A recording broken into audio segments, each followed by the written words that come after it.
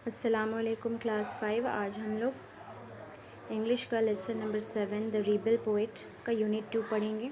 Page number 77 आप लोग follow कीजिएगा। लेट्स कंटिन्यूस हम लोग स्टार्ट करते हैं। Uncle Rahim enters the room. Pritam और फादर के दरमियान जो भी कन्वर्सेशन हो रही थी उस कन्वर्सेशन में अंकल रहीम आते हैं उस रूम में। ही जॉइन्स इन द कन्वर्सेशन और उस कन्वर्सेशन को वो भी ज्वाइन करते हैं। कन्वर्सेशन किसके बारे में हो रही थी? काजी नज़रुल इस्लाम के बारे में हो रही थी। तो उसी कन्वर्सेशन में अंकल रहीम भी आते हैं। Pritam did Kumud Ranjan inspire him to write poems. Pritam अपने फादर से पूछता है कि क्या कुमुद रंजन जो उनके स्कूल के हेड मास्टर थे और उनके टीचर्स भी थे, तो क्या उन्होंने उन्हें इंस्पायर किया था पोएम लिखने के लिए? कुमुद रंजन ने काजी नज़रुल को इंस्पायर किया था पोएम लिखने में। इंस्पायर का मतलब होता है हौसला अफजाई करना। तो कुमुद रंजन ने उनकी हौसला अफजाई की थी। तो फादर कहते हैं यस, हाँ की थी। But Nazrul was also influenced by Rabindranath and the Persian poets like Hafiz and Khayyam. तो फादर ने कहा हाँ, कुमुद रंजन ने उन्हें इंस्पायर किया था, ठीक है, पोएम लिखने के लिए। और नज़रुल जो है वो किसके ज़रिए भी मुतासिर हुए? रविंद्रनाथ टैगोर के ज़रिए भी मुतासिर हुए, ठीक है। और पर्शियन पोइट्स से भी मुतासिर हुए, जैसे कि हाफिज़ एंड खयाम। नेक्स्ट है अंकल रहीम। अंकल रहीम क्या कह रहे हैं? Did you know that Nazrul joined the army under the British. तो अंकल रहीम प्रीतम से कहते हैं कि क्या तुम्हें पता है कि नज़रुल ने इंडियन आर्मी ज्वाइन किया था ब्रिटिश का हुकूमत जब था उस वक्त। तो he was in the 49th Bengal regiment, और वो बंगाल रेजिमेंट के 49th में थे। मतलब रेजिमेंट का मतलब क्या होता है कि आर्मी का ही एक यूनिट को रेजिमेंट कहते हैं। तो वो 49th बंगाल रेजिमेंट में थे जब उन्होंने ज्वाइन किया था। After the first world war the regiment was disbanded in 1920। और जब फर्स्ट वर्ल्ड वॉर ख़त्म हुआ उसके बाद वो रेजिमेंट, वो आर्मी जो है वो ख़त्म हो गया 1920 में। सो ही केम टू कैलकटा। तो इस वजह से वो जब रेजिमेंट डिसबैंड हो गया तो वो कैलकटा की तरफ आ गए, कैलकटा शहर में आ गए। उसके बाद है नेक्स्ट फादर क्या कहते हैं? At that time Indians had Ryzen against the British rule.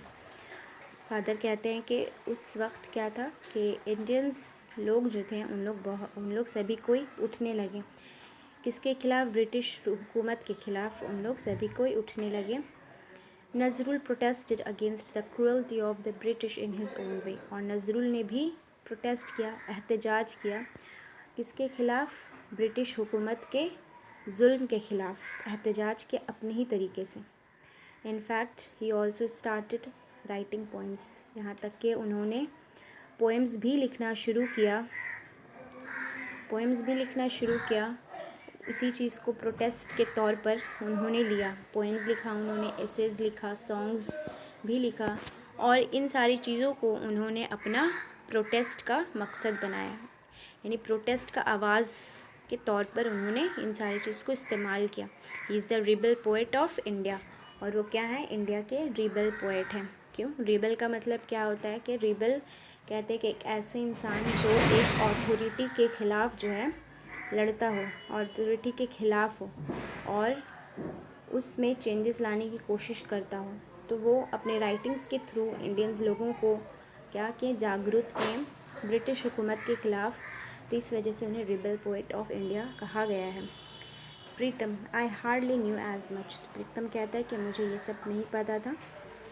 Next है फादर क्या कहते हैं? You should read his poems like Kandari Hushiyar Kheya Pare Tarani and also listen to his songs. Father कहते हैं कि तुम्हें उनका पोएम पढ़ना चाहिए, जैसे कि कंदारी हुनसियार है, खेया पारे तरानी, ये सारा पोएम्स पढ़ना चाहिए और उनके सॉन्ग्स को भी सुनना चाहिए। The British were afraid that Nazrul's writing could instigate the Indian freedom fighters.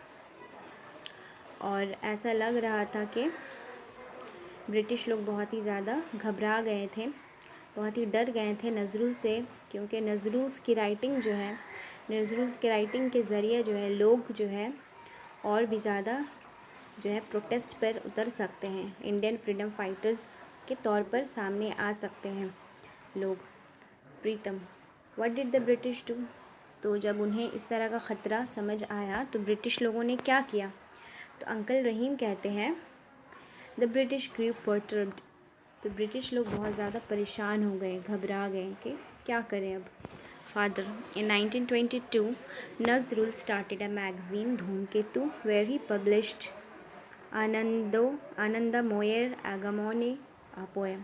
1922 में नज़रुल ने एक मैगज़ीन निकाला था जिसका नाम था धूमकेतु, और उस मैगज़ीन में उन्होंने अपना एक पोएम को पब्लिश किया था, शाया किया था, मतलब छापा था, जिस पोएम का नाम था आनंदा मोयर आगमोनी।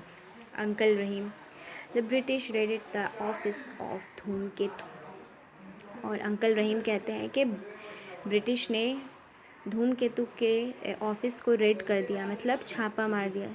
रेड का मतलब होता है कि कहीं पे बिना बताए चले जाना, जो पुलिस लोग चले जाते हैं उसे रेड कहते हैं। The poet was arrested from Comilla, और पोएट मतलब नज़रुल साहब को जो है वहाँ से अरेस्ट कर लिया गया। कहाँ से? कुमिला। कुमिला एक शहर का नाम है, बांग्लादेश में है वो। प्रीतम,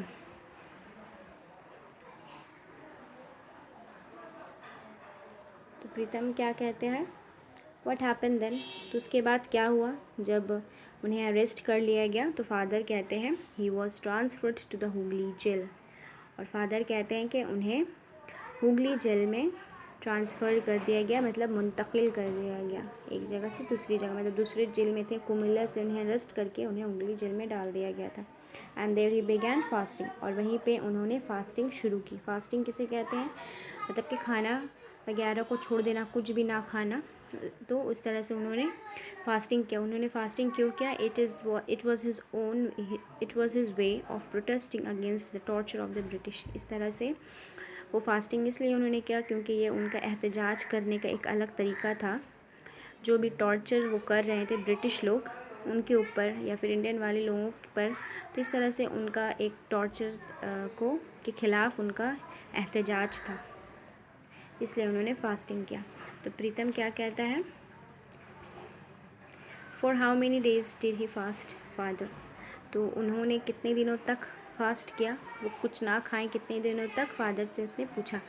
तो फादर कहते हैं he fasted for more than a month, और उन्होंने 1 महीने से ज़्यादा फास्ट किया, कुछ भी नहीं खाया। In December 1923 he was released from jail. इस तरह से उन्हें दिसंबर 1923 के दिसंबर मंथ में उन्हें जेल से रिहा कर दिया गया। तो प्रीतम कहता है thank you so much father.